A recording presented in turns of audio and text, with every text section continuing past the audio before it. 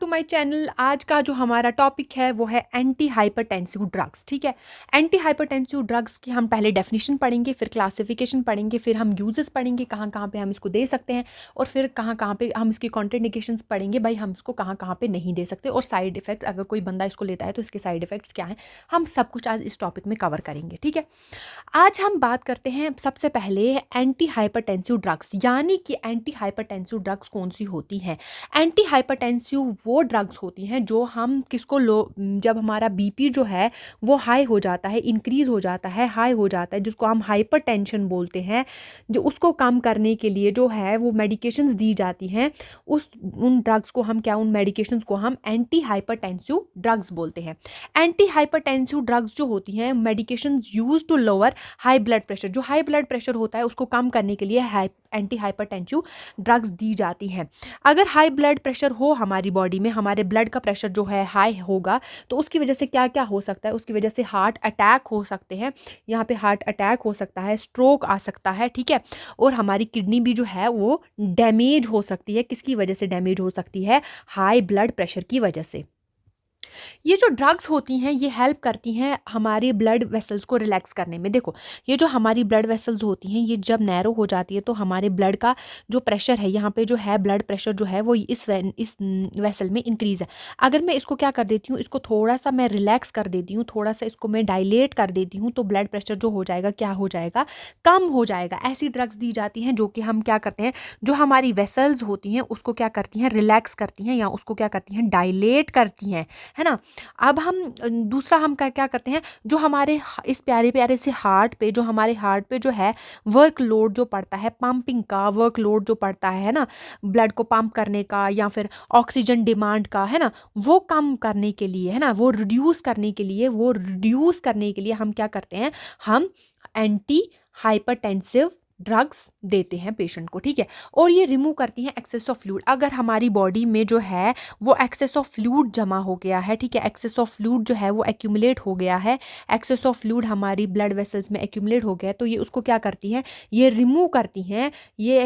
वो कैसे रिमूव करती है, जब हम डाईयूरेटिक्स देते हैं तो उसकी वजह से सोडियम और वाटर जो है सोडियम के साथ साथ वाटर भी बाहर निकलता है, जिसकी वजह से ब्लड का वॉल्यूम जो है वो कम हो जाता है और बीपी हमारा क्या हो जाता है, कम हो जाता है। ठीक है, अब मैं एक आपको नॉर्मल जो है मैकेनिज्म समझाऊंगी कि हमारा जो है, हमारा मैकेनिज्म होता है बॉडी में। फॉर एग्जांपल किसी का एक्सीडेंट हो जाता है, ठीक है, किसी का एक्सीडेंट हो जाता है या किसी भी कॉज से जो है उसका ब्लड लॉस हो जाता है, ब्लड लॉस हो जाएगा जब हमारी बॉडी से, तो हमारी बॉडी में क्या हो जाएगा, ब्लड का वॉल्यूम जो है वो कम हो जाएगा, तो बीपी हमारा जो है वो लो हो जाएगा, यानी कि बंदा जो है वो हाइपोटेंशन में चला जाएगा, है ना।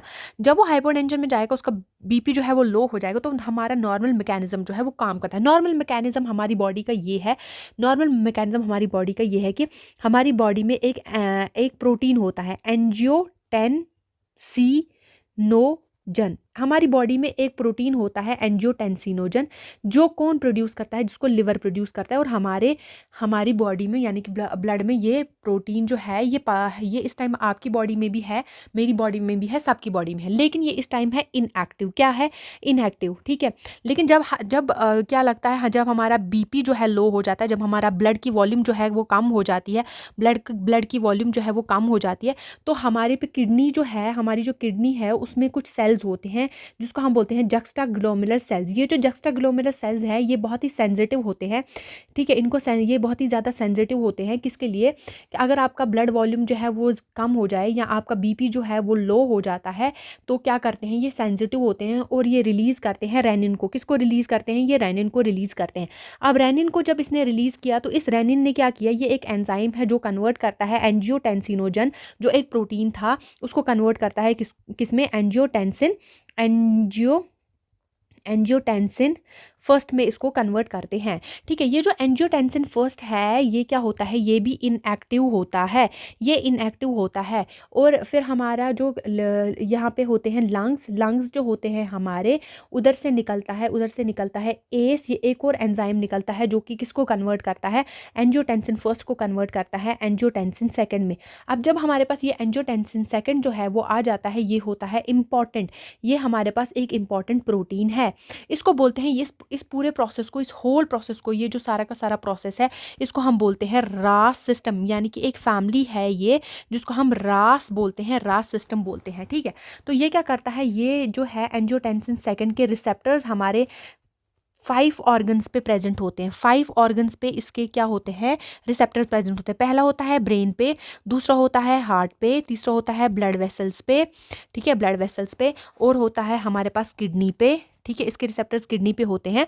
ये सब ऑर्गन्स पे इसके रिसेप्टर्स प्रेजेंट होते हैं। और जब ये रिसेप्टर्स के पास जाता है एंजियोटेंसिन, एंजियोटेंसिन सेकंड जो है अपने रिसेप्टर्स के पास जाता है, हार्ट को बोलेगा भाई तुम हार्ट जो है, हार्ट की रेट को इंक्रीज करो, ठीक है, हार्ट रेट इंक्रीज होगी तो ब्लड प्रेशर भी इंक्रीज होगा। ब्लड वेसल्स को बोलेगा कि कॉन्स्ट्रिक्ट करो, ठीक है, कॉन्स्ट्रिक्ट होगी तो ब्लड प्रेशर भी इंक्रीज होगा। ब्रेन को बोलेगा कि तुम ज़्यादा से ज़्यादा पानी पियो, ठीक है, वाटर जो है, वाटर लो, ठीक है, वाटर लो। जब ब्रेन जो है ज़्यादा से ज़्यादा वो इंसान को थर्स्टी फील होगा, ज़्यादा से ज़्यादा पानी लेगा, तो फिर वो क्या करेगा, रीएब्जॉर्प्शन ऑफ वाटर बॉडी में करेगा, और जिसकी वजह से ब्लड वॉल्यूम जो है वो इंक्रीज हो जाएगा। ब्लड वॉल्यूम इंक्रीज होगा तो बीपी भी इंक्रीज होगा। किडनी का क्या फंक्शन है, ये सोडियम वाटर की रिटेंशन करवाता है। मतलब ये जो है सेकंड, ये इसका ये फंक्शन है। तो इसका मतलब हमारा ये क्या हो गया, बीपी इंक्रीज हो गया, ठीक है। यहाँ पे मैंने आपको यही समझाया हुआ है। जैसे मैं एक बार फिर से समझा देती हूँ। ये जो हमारा एंजियोटेंसिनोजन होता है, एंजियोटेंसिन कहाँ से आया, एंजियोटेंसिन आया लिवर से। ये नॉर्मल हर किसी के बॉडी में प्रेजेंट है। अगर किसी का बीपी लो है, अगर किसी का बीपी नॉर्मल है, अगर किसी का बीपी नॉर्मल है, अगर किसी का बीपी हाई है, ये सारी की सारे पर्सनस में प्रेजेंट होता है, लेकिन इनएक्टिव होता है। क्या होता है, इनएक्टिव। इसको में क्या होता है, फिर हमारे जक्स्टाग्लोमेरुलर सेल्स जो होते हैं, किडनी के जो सेल्स होते हैं जक्स्टाग्लोमेरुलर सेल्स, वो सेंसिटिव होते हैं। जब उनको लगता है कि ब्लड प्रेशर जो है वो कम हो गया है, ब्लड वॉल्यूम कम हो गया, तो वो रिलीज करते हैं रेनिन को। अब जब उन्होंने रेनिन को रिलीज किया, रेनिन एक एंजाइम है जो एंजियोटेंसिनोजन को कन्वर्ट करता है एंजियोटेंसिन फर्स्ट में। एंजियोटेंसिन फर्स्ट जो है वो कन्वर्ट होता है एंजियोटेंसिन सेकंड में। थ्रू किससे वो कन्वर्ट होता है, जो लंग से एक एंजाइम निकलता है एस, ठीक है, वो कन्वर्ट करता है एंजियोटेंसिन फर्स्ट को एंजियोटेंसिन सेकंड में, ठीक है। ये इंपॉर्टेंट प्रोडक्ट है एंजियोटेंसिन सेकंड। अब एंजियोटेंसिन सेकंड के जो है वो रिसेप्टर्स प्रेजेंट होते हैं सबसे पहले ब्लड वेसल पे, हमारे हार्ट पे प्रेजेंट होते हैं, हमारे जो किडनी है उसके एड्रेनल कॉर्टेक्स पे प्रेजेंट होते हैं, और हमारी किडनी में भी प्रेजेंट होते हैं, और हमारे ब्रेन में भी 80 रिसेप्टर्स प्रेजेंट होते हैं, ठीक है। एंजियोटेंसिन सेकंड के रिसेप्टर्स प्रेजेंट होते हैं। जब ये ब्लड वेसल के पास जाता है तो ये बोलता है कि भाई ब्लड वेसल को, कि भाई तुम क्या करो, वेजो कंस्ट्रक्शन करो, जिसकी वजह से बीपी इंक्रीज होगा।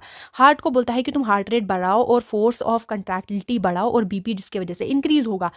अब हमारा क्या होता है, ये एक्ट करता है एड्रेनल कॉर्टेक्स पे। यहाँ पे मैंने आपको दिखाया हुआ है, ये एड्रेनल कॉर्टेक्स पे क्या करता है, एक्ट करता है, और बताता है क्या एड्रेनल कॉर्टेक्स को, भाई तुम क्या करो, भाई तुम क्या करो। ये एक्ट करता है एड्रेनल कॉर्टेक्स पे, और उसको बोलता है कि तुम ये एल्डोस्टेरॉन को ये करता है, रिलीज करता है, और सोडियम वाटर की रिटेंशन करवाता है, ठीक है।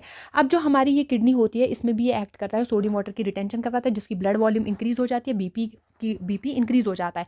ब्रेन में ये पोस्टीरियर पिट्यूटरी पे एक्ट करता है, ठीक है, जो एडीएच की सिक्रीशन करवाता है, जिसकी वजह से इंसान को ज़्यादा से ज़्यादा प्यास लगती है, ज़्यादा से ज़्यादा प्यास लगती है तो वाटर कंज्यूम करता है, वाटर कंज्यूम करेगा वो, तो बीपी जो है वो इंक्रीज होगा। क्यों, क्योंकि ब्लड वॉल्यूम इंक्रीज हो रहा है।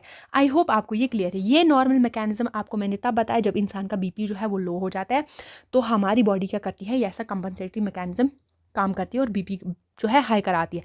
लेकिन अब क्या होता है, हमारे जो ओल्ड एज पीपल होते हैं, ओल्ड एज यानी कि 50 to 60 ईयर्स वाले जो पीपल होते हैं, उनमें क्या होता है, उनमें ये जो ये जो रास सिस्टम जो है, ये क्या हो जाता है, ये सुपर एक्टिवेट हो जाता है, ठीक है। ये ज़्यादा से ज़्यादा एक्टिवेट हो जाता है, ठीक है। ये ज़्यादा जब एक्टिवेट हो जाता है तो इसको क्या है, अगर इंसान का कोई नॉर्मल बीपी वाला पर्सन को जो है नॉर्मल बीपी है, लेकिन इसको क्या लगता है, इसको लगता है कि नहीं नॉर्मल बीपी नहीं है, या ये वही मैकेनिज्म स्टार्ट कर देता है, एंजियोटेंसिनोजन को एंजियोटेंसिन फर्स्ट में कन्वर्ट कर देता है, फर्स्ट को कर देता है सेकंड में, सेकंड जाता है रिसेप्टर्स पे और ब्लड प्रेशर को कर देता है इंक्रीज। तो हम पेशेंट को बोलते हैं, हम पेशेंट जो है वो किस में है, हाइपरटेंसिव हो गया है, हाइपरटेंशन में चला गया है। पेशेंट जो है वो बीपी का मरीज हो गया है, हाइपरटेंशन में चला गया है, और पेशेंट जो है वो क्या हो जाता है, बीपी उसको रोज बीपी के इश्यूज होने लगते हैं, ठीक है। अब हम क्या करते हैं इसको करने के लिए हम कुछ ड्रग्स देते हैं, ठीक है, जिनको हम बोलते हैं एंटी हाइपरटेंसिव ड्रग्स, यानी कि हम हाइपरटेंशन को कम करने के लिए ड्रग्स देते हैं। सबसे पहले हम देते हैं रेनिन एंजियोटेंसिन सिस्टम को इनहिबिटर, यही तो कर रहा है ना इंक्रीज। तो हम क्या करते हैं, रेनिन एंजियोटेंसिन सिस्टम इनहिबिटर देते हैं, जिसमें आता है एस इनहिबिटर्स में आता है कैप्टोप्रिल।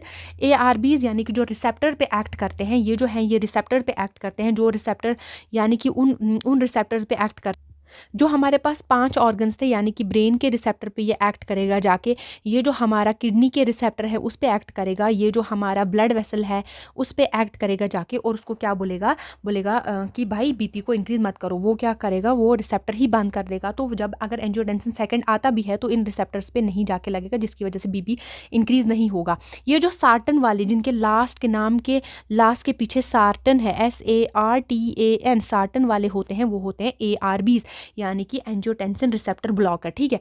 और या तो हम एक काम कर सकते हैं कि हम डायरेक्ट रेनिन को ही इनहिबिट कर देते हैं। डायरेक्ट रेनिन को इनहिबिट क्या करते हैं हम, कि हम यहाँ पे जो रेनिन रिलीज हो रहा था, जो हमने अभी देखा था कि ये यहाँ पे जो होता है एंजियोटेंसिनोजन होता है, जब ये इसको रेनिन जो है वो कन्वर्ट करता है एंजियोटेंसिन फर्स्ट में। जब हमारे पास रेनिन को ही हम रिलीज नहीं करने देंगे तो वो आगे कन्वर्ट होगा ही नहीं, तो ये डायरेक्ट हम क्या कर देते हैं, इसी को रिलीज होने से बंद कर देते हैं। तो उसकी एग्जांपल क्या है, कौन सी ड्रग देते हैं, एलसी किरण, ठीक है। जैसे मैंने आपको बोला कि अगर हम इधर हम 4 टाइप ऑफ ड्रग्स दे सकते हैं, है ना। हम जो है रास को रोकने के लिए हम कौन कौन सी ड्रग दे सकते हैं। सबसे पहले अगर हम डायरेक्ट रेनिन को ही रोक रहे हैं, पहली ड्रग ये। दूसरी, अगर हम एस इसको रोक रहे हैं, इसको बनने ही नहीं दे रहे हैं, एस इनहिबिटर आ रहा है, एस को रोक रहा है, तो वो क्या कर रहा है, वो सेकंड एंजियोटेंसिन सेकंड बनने ही नहीं देगा, तो जिसकी वजह से आगे जाके नहीं होगी। या तो हम सीधे रिसेप्टर, ये जो यहाँ पे रिसेप्टर है, ये जो यहाँ पे ऑर्गन्स पे रिसेप्टर है, इसको ही क्या कर देते हैं, इनहिबिट कर देते हैं, तो आगे जो है आगे ये फर्दर बीपी इंक्रीज होगा ही नहीं। वही चीज़ मैं आपको समझा रही हूँ। मैं आपको बोल रही हूँ कि रेनिन एंजियोटेंसिन सिस्टम में हम क्या करते हैं, इनहिबिटर्स देते हैं। सबसे पहले एस इनहिबिटर्स, यानी कि जो लंग्स से जो एंजाइम निकल रहा है उसी को इनहिबिट कर रहा है, तो उसकी एग्जांपल है कैप्टोप्रिल। अगर हम रिसेप्टर्स हैं हमारे पास इन जगहों पे जो हैं, किडनी पे, ब्लड वेसल्स पे, ब्रेन पे रिसेप्टर्स है, उन्हीं को हम क्या कर रहे हैं, ब्लॉक कर रहे हैं, तो उसकी एग्जाम्पल है सार्टन वाले ड्रग्स, लो सार्टन। अगर हमारे पास डायरेक्ट हम रेनिन को ही इनहिबिट कर रहे हैं, तो वो उसकी एग्जाम्पल क्या है, एलसी किरण, ठीक है। आई होप आपको ये क्लियर है। मतलब पहली ड्रग जो आपका हो गई वो हमने दे दी। दूसरी है बीटा ब्लॉकर्स हम देते हैं ताकि जो भी बीटा ब्लॉकर्स जो हैं वो जाते हैं उनको हम रोक सके। इसमें हम देते हैं प्रोपेरेनॉल, PROPRANOLOL, ठीक है। यहाँ हम देते हैं मेटाप्रोलॉल, ठीक है। फिर आता है हमारे पास कैल्शियम चैनल ब्लॉकर्स में हम 3 ड्रग्स देते हैं। एक है फिनाइल एल्काइल अमीन, एक है बेंजोथाइजिपीन, एक है डाईहाइड्रोपायरेनाइड्स। ये जो फिनाइल एल्काइल अमीन है, इसकी एग्जांपल है वारापामिल, और इसकी बेंजाइल थाइजोपेमिल की एग्जांपल है डेल्टाजियम, और इसकी एग्जांपल है नेफिडापाइन, ठीक है। फिर हम देते हैं इसमें डायूरेटिक्स में है हाई सीलिंग डायूरेटिक्स, मीडियम और वीक। हाई सीलिंग में एग्जांपल है फ्रूसामाइड, और जो हमारे पास मीडियम है उसकी एग्जांपल है हाइड्रोक्लोरोथाइजॉइड, और जो हमारे पास वीक है उसकी एग्जांपल है मैनिटोल या फिर स्पाइरेनोलैक्टोन, ठीक है। फिर हम देते हैं वेजोडाइलेटर्स में हमने 2 में, एक होता है आर्टीरियल डायलेटर, एक होता है आर्टीरियल प्लस वेनो डायलेटर, ठीक है। आर्टीरियल डायलेटर में है हाइड्रालाजीन, और वेनो डायलेटर में है नाइट्रो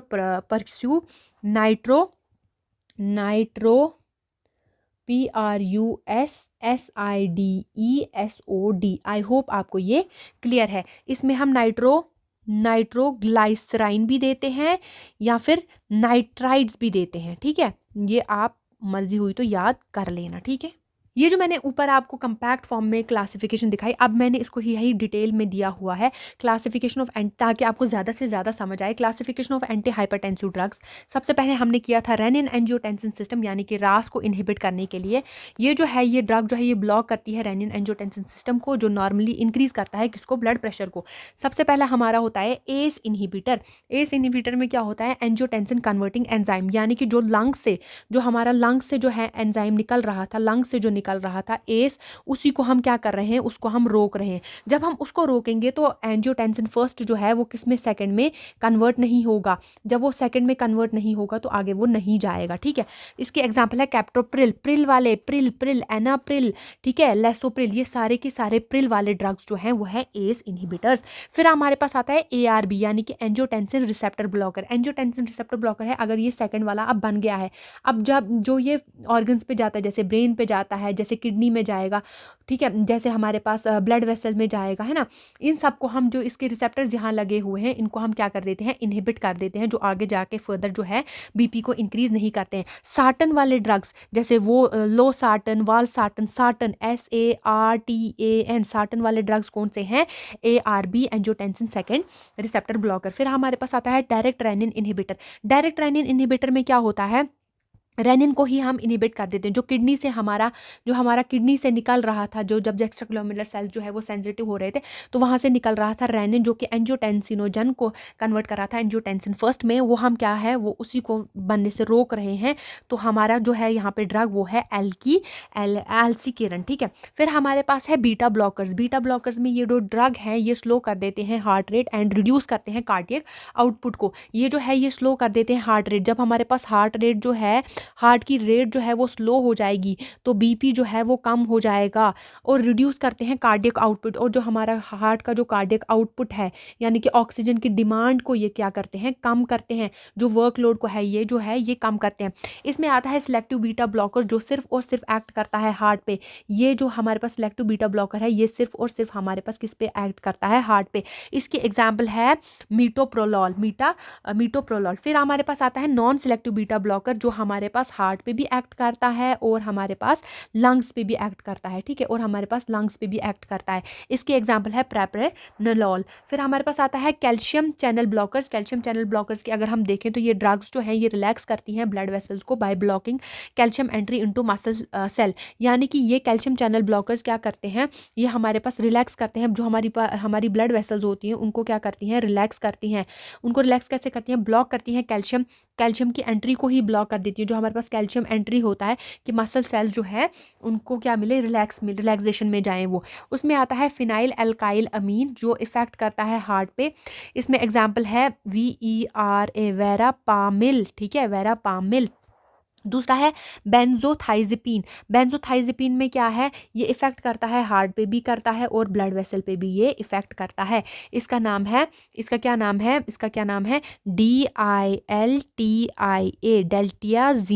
डेल्टियाजैम, ठीक है। फिर हमारे पास है तीसरा जो कि है डाईहाइड्रोपायरेनाइड। ये इफेक्ट करता है मेनली किस पे इफेक्ट करता है, ब्लड वेसल्स पे इफेक्ट करता है, ठीक है। इसका एग्जाम्पल क्या है, इसका एग्जाम्पल है नेफिडिपाइन। आई होप ये क्लियर है। फिर हमारी बात करते हैं डायूरेटिक्स की। डायूरेटिक्स में क्या होता है, वाटर पिल्स होती हैं जो ये एक्सेस ऑफ हमारा सोडियम और वाटर को जो है वो क्या कर देती हैं, बॉडी से बाहर कर देती हैं, जिसकी वजह से क्या होता है, जब बॉडी से वॉल्यूम जो है वॉल्यूम कम कर देती हैं ब्लड की, तो क्या हो जाएगा, BP जो है वो कम हो जाएगा। इसमें आता है हाई सीलिंग। इसमें सबसे पहला आता है हाई सीलिंग, जिसको हम लूप डायूरेटिक्स बोलते हैं, जिसका एग्जांपल है फिरोसोमाइड, ठीक है। फिर हमारे पास आता है थाइजाइड लाइक डायूरेटिक्स। इसको हम क्या बोलते हैं, मीडियम डायूरेटिक भी बोलते हैं। इसका एग्जांपल है हाइड्रोक्लोरोथाइजाइड। फिर हमारे पास आता है वीक डायूरेटिक्स, जो कि हमने सब क्लासीफाई किया हुआ है। वीक डायूरेटिक्स जो हैं वो 3 तरह के हैं। एक है हमारे पास कार्बोनिक, एक है हमारे पास पोटेशियम स्पारिंग, एक है हमारे पास ऑस्मोटिक, ठीक है। ये पोटेशियम स्पारिंग जो है ये फर्दर और 2 क्लासिफिकेशन में है। सबसे पहले कार्बोनिक एनहाइड्रेस, इसमें है एसिटाजोलोमाइड। ऑस्मोटिक डायूरेटिक्स, इसमें है मैनिटोल। ये जो ऑस्मोटिक में है इसकी एग्जांपल है मैनिटोल, इसकी एग्जांपल है एसिटाजोलोमाइड। और जो हमारे पास पोटेशियम वाले हैं, पोटेशियम स्पारिंग, वो जो है वो फर्दर दो में है। एक है हमारे पास एल्डोस्टेरोन और है हमारे पास सोडियम चैनल इनहिबिटर। ये जो एल्डोस्टेरोन एंटागोनिस्टिक है ये है स्पाइरेनोलैक्टोन, और सोडियम चैनल इनहिबिटर्स है अमाइलोराइड। वेजोडाइलेटर्स की अगर हम बात करें तो वेजोडाइलेटर्स जो हैं ये रिलैक्स करते हैं ब्लड वेसल्स को, इंप्रूव करते हैं ब्लड फ्लो को। इसमें आता है आर्टीरियोडाइलेटर्स या आर्टरियोवेनोडाइलेटर्स में हाइड्रालिजिलिन एग्जाम्पल है, नाइट्रोपिरोसाइड एग्जाम्पल है, ठीक है। आई होप आपको ये क्लियर। अब हम बात कर लेते हैं uses of anti hypertensive drugs, यानी कि हम कहाँ पे इसको यूज़ कर सकते हैं। शार्क, आपको एग्जाम्पल निमोनिक याद रखना है। शार्क वर्ड आप याद रखिए, ठीक है। एस से आ जाएगा स्ट्रोक प्रिवेंशन के लिए, ठीक है। एच से आएगा हार्ट डिजीज़ में हम इसको यूज़ करते हैं। ए से आ जाएगा एन्यूरिज्म की प्रिवेंशन के लिए, जो स्टॉप करता है किसको, ब्लड वेसल्स को रप्चर करने में। फिर आता है रीनल प्रोटेक्शन में, जो प्रोटेक्ट करता है किडनी, स्पेशली जब डायबिटिक होता है पेशेंट तो, और हमें किल करता है हाइपरटेंशन को, यानी कि मेन ट्रीटमेंट ऑफ बीपी में इसको हम यूज़ करते हैं। अब हम बताते हैं कि ये कहाँ कहाँ पे सेफ़ है, मतलब प्रेगनेंसी के ड्रग्स में कौन से हाइपरटेंसिव सेफ़ है। उसके लिए आपको एक चीज़ याद रखनी है, LMD, ठीक है। LMD, उसमें एल है लाबीटालॉल, एम है मिथाइल डोपा, डी है डाईहाइड्रोपायरेनाइड, ठीक है, कैल्शियम चैनल ब्लॉकर, जिसके एग्जांपल है नेफिडिपाइन। आई होप आपको ये क्लियर है। फिर हम हमें अवॉइड करने हैं एस इनहिबिटर, ARB या फिर डायूरेटिक्स प्रेगनेंसी में, ठीक है। कॉन्ट्रा इंडिकेशंस की अगर हम बात करें तो कॉन्ट्रा इंडिकेशंस यानी कि कहाँ कहाँ पे नहीं देने चाहिए हमें ये ड्रग्स जो है इन जगह पे हैकड वाली चीज़ों पे नहीं देने चाहिए, यानी कि हार्ट अटैक में नहीं, हार्ट ब्लॉक में, या फिर किस में नहीं, ब्रैडिकार्डिया में नहीं देने चाहिए।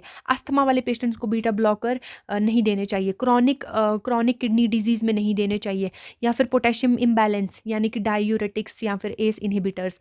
फिर हमें आता है एक्सेप्टिंग मदर्स, जो प्रेग्नेंट वुमेन है उनमें क्या है, एस इनहिबिटर्स एंड ARBs नहीं देने चाहिए। फिर हमारे पास आता है डिहाइड्रेशन, यानी कि डायूरेटिक्स कैन, ये जो है ये वर्स कर सकते हैं फ्लूइड लॉस को, ठीक। साइड इफेक्ट की अगर हम बात करें एंटी हाइपरटेंशन, आपको एक चीज़ याद रखनी है, कैप्टोप्रिल में सी जो है वो आता है कफ। कैप्टोप्रिल मैंने आपको बताया था ये क्या है, ये है ये एस ड्रग जो है, एस इनहिबिटर के लिए जो ड्रग है वो है कैप्टोप्रिल। सबसे पहले इसमें है कफ, ए से आ जाएगा एंजियोएडिमा, यानी कि स्वेलिंग आपके फेस पे या लिप्स पे होती है। पी से आ जाएगा पोटेशियम का इंक्रीज, हाइपरकैलीमिया, जिसकी वजह से रिस्क हो जाता है एरिथमियास का। टेस्ट चेंज, यानी कि मेटालिक और loss of taste, metallic taste आएगा आपकी टंग में। फिर आ जाएगा हमारे पास ऑर्थोस्टैटिक हाइपोटेंशन, यानी कि आप जब उठोगे तो आपको चक्कर जैसे आने लगे। प्रेगनेंसी में कॉन्ट्रा इंडिकेटेड है, हार्मफुल ये फीटस के लिए है। रैश या इचिंग हो सकती है इससे। और इंक्रीज रेनिन जो है वो इंक्रीज हो सकता है ड्यू टू फीडबैक इनहिबिशन। और लो जो है ब्लड प्रेशर जो है वो लो हो सकता है हाइपोटेंशन फर्स्ट डोज के इफेक्ट से। अब हम ओवरऑल बात करें तो हाइपरटेंसिव ड्रग्स जो होती हैं ये कंट्रोल करती हैं ब्लड प्रेशर को कंट्रोल करने में, ठीक है। ये स्लो कर देती हैं हार्ट रेट को, रिलैक्स कर देती हैं ब्लड वेसल्स को, रिड्यूस करती हैं फ्लूइड रिटेंशन को। आई होप आपको ये सारी की सारी चीज़ें क्लियर हैं।